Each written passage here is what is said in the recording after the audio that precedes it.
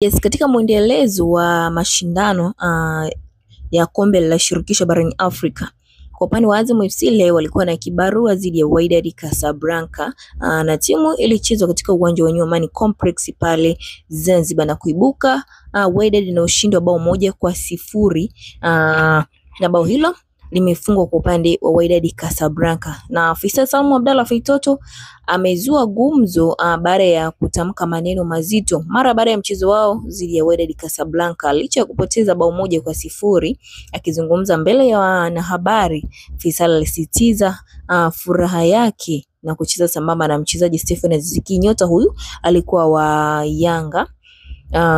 Na jambo ambalo liloibua hisia na mjadala mpya katika ulimwengu wa soka la bongo la Tanzania ni kuhusiana na kauli yake. Imeonyesha namna ambavyo heshima, ubora na ushindani vinavyokutana ndani ya uwanja na kuwafanya mashabiki kutaka kujua zaidi kinachojiri katika mahojiano hayo. Na Faisal Salum ameweza kuzungumza maneno hayo.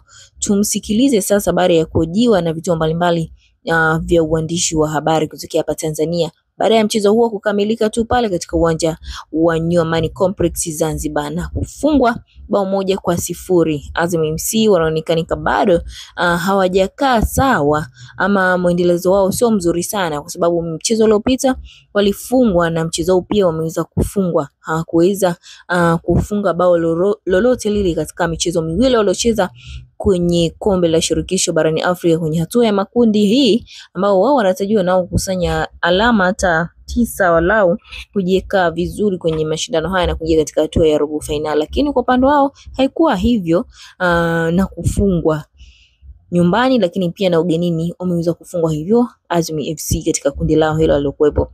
Na Faisal Salum Abdalla huyo pa, tumsikie sasa baada ya mchezo kutamatika pale Zanzibar. Tuambie ugumu ambao mlikutana nao kwenye mchezo huo leo.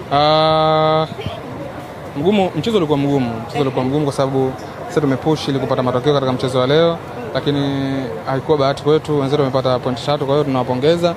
Tutajipanga kwa mchezo unaokuja. Umejisikiaje kucheza na rafiki yako Stephen Aziz Ki ambaye mmekutana sana kwenye ligi ya Tanzania?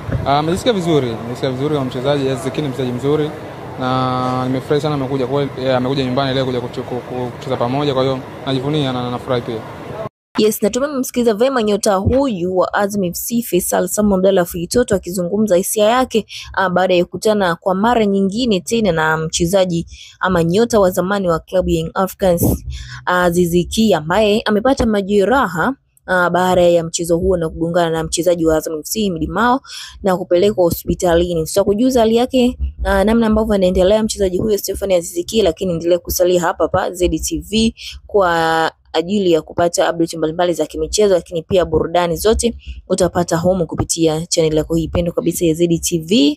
Cha kufanya ni kimoja tu, ikiwa ni mara yako ya kwanza unaungana nasi, ni kusubscribe.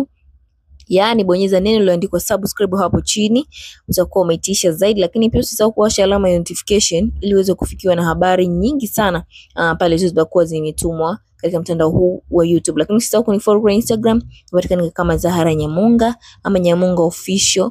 Uweza kunifollow kule ili uweze kupata habari pia za michezo muda wote. Asante na nikutakia siku njema, endelea kusalia ZTV kwa habari zaidi za michezo lakini pia za burudani.